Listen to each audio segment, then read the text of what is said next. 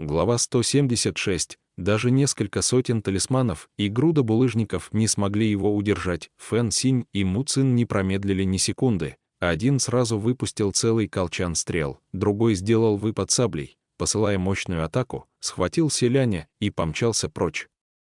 Фэн Синь, действуя по старому сценарию, на бегу обрушивал проход за ними. «Твою мать! Как у него получилось так быстро нас найти?» Му Цин заорал в ответ. «Я откуда знаю?» Нить? Красная нить.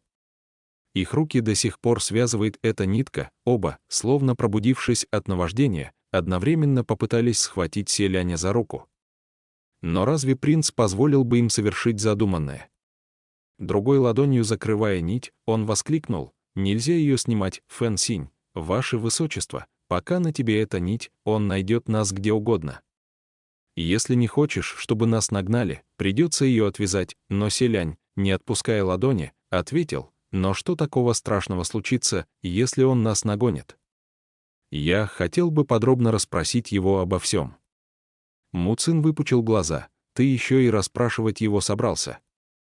Я смотрю, он должен съесть тебя живьем, чтобы ты наконец понял, насколько он опасен, но ведь мне и так уже известно, что он весьма опасен. А вы не хотите говорить мне, что было на той фреске, и к нему приближаться тоже запрещаете. Так вам ни за что меня не уговорить, он — князь демонов. И ведет себя странно. Зачем тебе еще какие-то уговоры?» Обычно люди, услышав хотя бы об этих двух вещах, понимают, лучше к такому не приближаться. Селянь показал два пальца, два варианта. Либо вы отпустите меня к нему, чтобы во всем разобраться, либо дадите мне взглянуть на фреску. Фэн Синя и Му Цина словно посетили кошмарные воспоминания, у одного задергался уголок рта, у другого запрыгали брови. Они остановились перед принцем и в один голос завопили: «Ни то, ни другое». Тогда селянь стал закатывать рукава. «Раз не получается решить все на словах, сделаем это в бою. Кто из вас будет первым? Или нападете сразу оба?» Му Цин сказал Фэн Синю: «Давай ты». И отошел в сторону. Фэн Синь, похоже, не был уверен, что сможет одолеть селяня, но ради спасения юной души, потерявшей разум, все-таки решился. Натянув до отказа лук, он предупредил: «Ну хорошо. Ваше высочество, прошу меня извинить», селянь тоже произнес «прошу меня», однако, не успев закончить формальную фразу, он ощутил, как спину обдало жаром, а потом кто-то позади выкрикнул: «Замри!» И замолчи, и принц застыл, подобно железному столбу.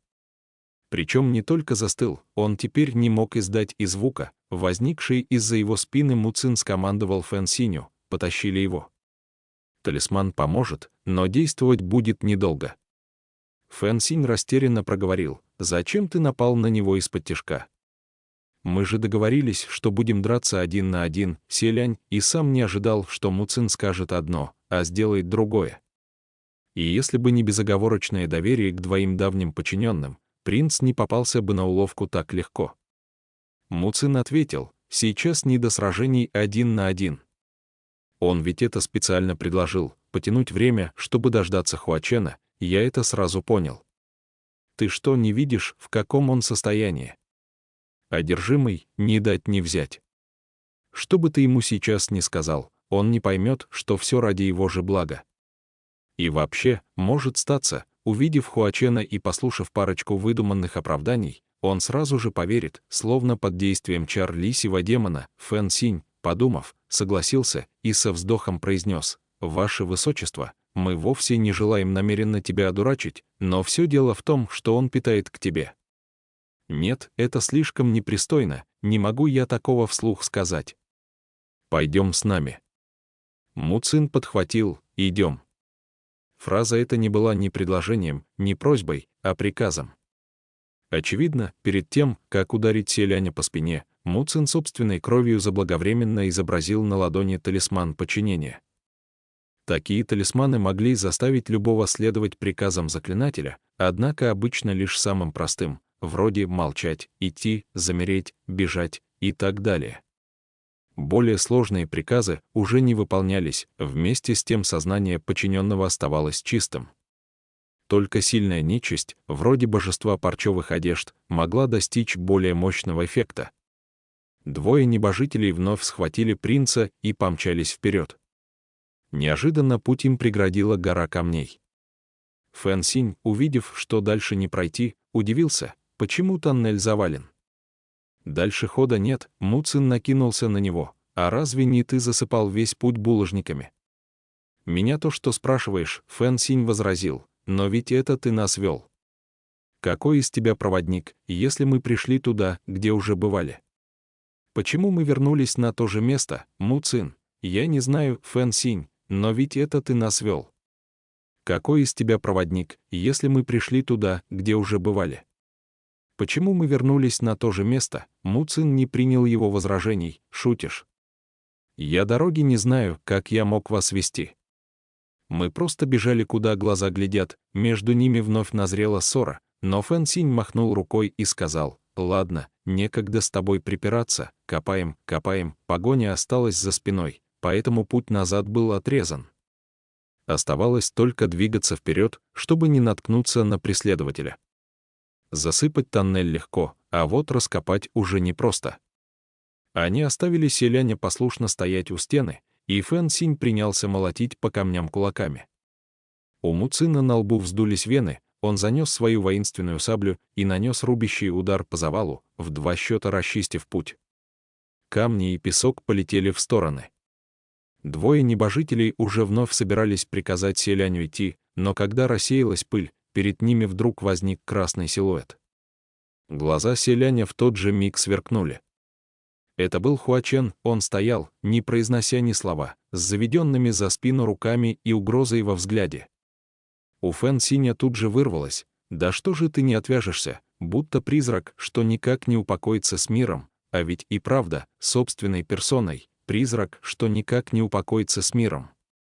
Но ведь они совершенно точно оставили его позади, как же он оказался здесь?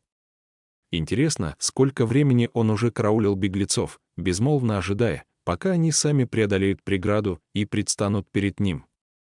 Вот уж поистине настоящая жуть, Фэн Синь и Му Цин мгновенно отбежали прочь, увеличив расстояние между ними.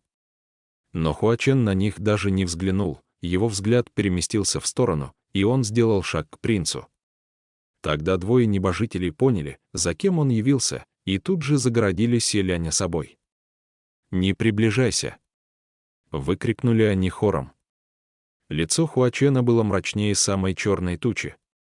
Кому бы в иных обстоятельствах достало смелости велеть собирателю цветов под кровавым дождем не приближаться?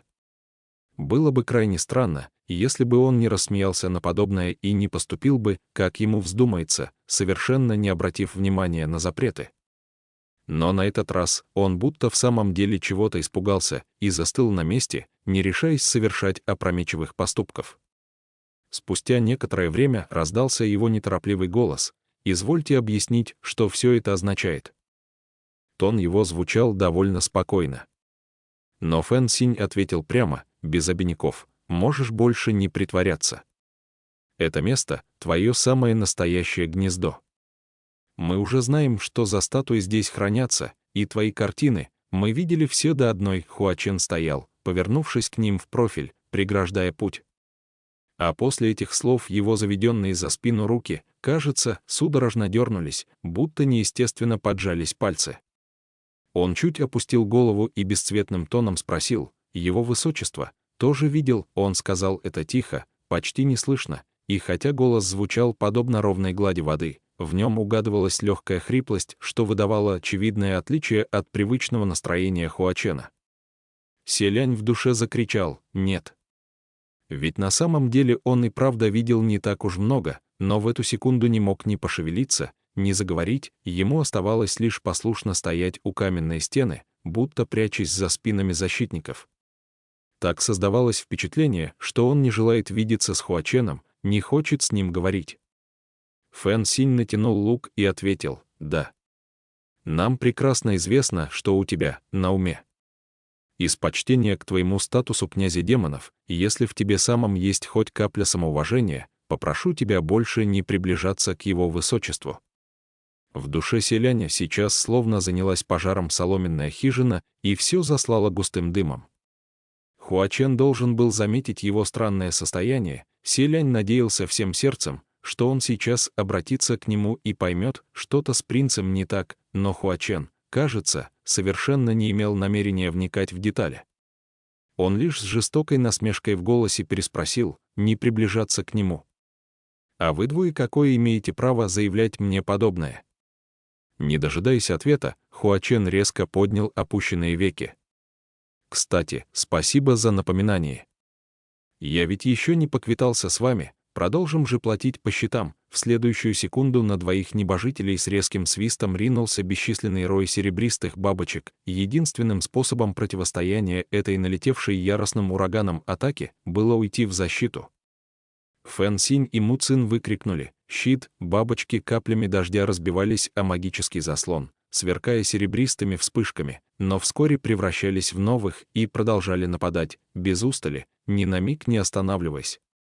Небожители, отбивая атаки одну за другой, то и дело отступали, Хуачен же шаг за шагом уверенно приближался. От магических волн его черные волосы заплясали без ветра, в глубине глаз полыхал гнев и жестокость, которые улавливались с первого же взгляда, озаренные ярким, подобным взошедшему солнцу, сиянием серебристых бабочек. Фэн Синь и Му Цин, загнанные в одностороннюю оборону, переглянулись и решили все-таки перейти в активное наступление, не снимая щита. Они бросились вперед, каждый со своим оружием, и все трое принялись сражаться в пещере, которая, стоит заметить, не отличалась просторностью. Фэн Синь бился с призрачными бабочками, Му Цин же вышел против Хуачена. Но тот протянул руку, и в его левой ладони появилась изогнутая сабля, Эмин, которая и приняла на себя атаку. Впервые селяню довелось увидеть Эмина в бою. Леденящий холод изогнутого лезвия, отнимающий жизни серебряный блеск. Это и впрямь был совершенный, пышущий темной энергией, в полном смысле этого слова зловещий клинок. Битва вышла на редкость впечатляющая. Хуачен сражался один против двоих и нисколько не уступал, полностью сосредоточенный и собранный. Вскоре Мин сделал выпад, подцепил острием Чжэньмада Му Цина и вывернул саблю противника так, что она вонзилась в каменную стену. Му Цин все еще держал рукоять своей сабли, однако вытащить лезвие из стены не смог. Стоило ему отвлечься, Хуачен ударил его кулаком в челюсть, так что Му Цина отбросило в полет, и саблю он, наконец, выпустил. Тем временем стрелы Фэн Синя непрестанно ломались, разрезаемые на лету острыми краями серебристых крыльев призрачных бабочек. Все-таки маленьких слуг Хуачена было слишком много, одолеть их практически не представлялось возможным. Победитель определился, и из всех углов с шорохом поползли бесчисленные белые нити, которые вновь оплели двоих небожителей, как куколок. Чем сильнее те вырывались, тем сильнее запутывались, и тем крепче стягивались нити. Му Цин, пытаясь разорвать путы, завопил: «Так значит, это и правда ты. Ты бросил нас в ту яму», Фэн Синь добавил, «и это не паутина». Это селянь тоже мгновенно понял. Это нити коконов бабочек. Прежде чем стать бабочкой, гусеница заворачивается в кокон, становится куколкой. Те странные белые нити, похожие на паутину, тоже служат Хуачену, а может быть, даже напрямую связаны с этими жуткими призрачными бабочками. Битва завершилась, Хуачен убрал саблю и с усмешкой обратился к проигравшим: «Я бросил вас туда, чтобы вы переждали опасность. А коли разобраться до конца, если бы вы своими дурными криками не вызвали сход лавины, никогда и ни за что не попали бы в эту пещеру. Не хотите ли вознести мне благодарности за то, что я спас ваши жалкие жизни?» Должно быть, изначальный план Хуачена был таков: дождаться, когда лавина сойдет и стихнет, затем вывести селяня наверх, а Фэн Синя и Му Цина бросить здесь и позабыть. Но кто же мог подумать, что эти двое прогрызут путы и устроят такой шум, что селянь возьмет да и найдет их? Это и привело ко всем последующим событиям. Иначе селянь, вероятно, в самом деле не увидел бы лица даже одной статуи и просто ушел бы вместе с Хуаченом. А теперь все обернулось настоящим кошмаром. Все покровы оказались сорваны, все тайны озарены светом. Душа селяня полнилась переживаниями, однако тело под заклятием неподвижно стояло на месте. Леденящий душу холод во взгляде Хуачена становился все сильнее. Он сверху вниз глянул на Муцина и тихо произнес: «Как видно, все-таки это я обладаю природным талантом к фехтованию саблей. А не ты». Горло Муцина стягивали белые нити, так что его лицо то краснело, то зеленело, а в уголке рта показалась кровавая пена. Он с трудом прохрипел: «Ты. Ты». Так вот в чем дело, теперь я понял. Фэн Синь тоже прошипел сквозь сжатые зубы: «Что, ты понял, я понял, почему этот паршивец так меня ненавидит. Возможно, и в твоем случае причина кроется где-то рядом». Какая причина?» Муцин со злостью воскликнул: «Его безумие. Ты забыл, что изображено на той фреске? Он же и есть тот молодой солдат, которого его высочество велел повысить по возвращении с Горбатого холма. Его высочество сказал, что мальчишка отлично владеет саблей, что ему подходит это оружие, и какое это к тебе имеет отношение?» Но Муцин замолчал. Раздался удар, Хуачен врезал ему кулаком по лицу и с жутковатой улыбкой ответил вместо Муцина: «А такое, что он прогнал меня из военного лагеря. Вот так неожиданность». Оказывается, Муцин когда-то совершил подобный поступок. Фэн Синь поразился: «Мать твою! Зачем ты его прогнал?» «Что он тебе то сделал?» Муцин, по лицу которого струилась кровь, ответил: «Я просто велел ему возвращаться домой. Война — это ведь не какое-то радостное событие. Откуда я знал, что он настолько выживет из ума, что будет помнить обиду по сей день?» Еще один безжалостный удар не дал ему договорить, теперь его лицо и вовсе перекосило. Хуачен с улыбкой произнес: «Думаешь, я не догадываюсь, почему ты тогда прогнал меня?» Взгляд Муцина сверкнул. Хуачен же, посмеиваясь, продолжил: «Но теперь-то и дураку понятно, кто из нас на самом деле никчемное создание, не находишь?» Муцину будто наступили на больную мозоль. Сплюнув кровь, он отчеканил: «И хорошо, что я прогнал тебя взашей. Или что же, надо было позволить тебе остаться в лагере, чтобы ты постепенно сближался с его высочеством, целыми днями наблюдая за ним и думая неизвестно о каких гадостях». Вот уж поистине отвратительно, сердце селяня болезненно съежилось. Еще на первой фразе Хуачен занес кулак, однако стоило Муцину выкрикнуть «отвратительно», и рука Хуачена застыла в воздухе. На тыльной стороне бледной ладони проявились синие вены, пальцы крепко сжались и расслабились и снова сжались.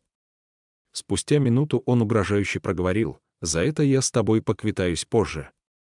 А сейчас отвечай, да не смей юлить». Сказанное тобой перед сходом лавины, правда, глаза Муцина внезапно округлились, он посмотрел на Фэн Синя, который глядел на них точно таким же взглядом. Они оба не знали, как следует ответить. Хуачен сурово пригрозил: «Мое терпение имеет границы. Считаю до 3. 1. 2. Медлить он явно не собирался. И вдруг Муцин, проявив смекалку в миг опасности, вскричал: «Ваше высочество, беги!» В тот же миг селянь, у которого на спине отпечаталось кровавое заклинание, бросился прочь. Хуачен сразу обернулся и призвал белые шелковые нити, которые моментально скрутили селяня. Не сделав и 2 шагов, принц упал. Выглядело все так, словно мгновениями ранее селянь от страха не мог шевельнуться или же был не в состоянии принять случившееся, не желал марать руки битвой, поэтому и стоял в стороне. А теперь, наконец, решился сбежать, но ему это не удалось. Однако в действительности никуда бежать принц даже не собирался. Руки и ноги селяня в несколько витков крепко связало белыми путами, его черные волосы и белые рукава разметались по земле, шляпа отлетела в сторону. Хуачен медленно развернулся, некоторое время постоял неподвижно, но все-таки направился к нему. Но сделал лишь несколько шагов, когда Фэн Синь позади него не выдержал и воскликнул: «Хуачен!» Шаг Хуачена застыл, он чуть повернул голову. Фэн Синь, собравшись с духом, решил пойти на уговоры: «Прошу, отпусти его высочество. Он уже достаточно настрадался». «Ты не можешь с ним так», — Хуачен не ответил. Он подошел к селяню, склонился и поднял принца, одной рукой под колени, другой обняв за плечи. Селянь, оказавшись у него в объятиях, прекрасно смог разглядеть выражение лиц 2 куколок. Фэн Синь громко взревел, будто бы наблюдал страшную картину, как тигр утаскивает в свое логово барашка, где разорвет его на части и сожрет. Му Цин вновь принялся изо всех сил рвать зубами белые нити, но те коварно сплелись таким образом, что все его усилия были тщетны. Хуачен знал все тоннели пещеры 10 000 божеств как свои 5 пальцев, поворот, еще поворот, и вскоре принц уже не видел своих бывших подчиненных, не слышал их голосов.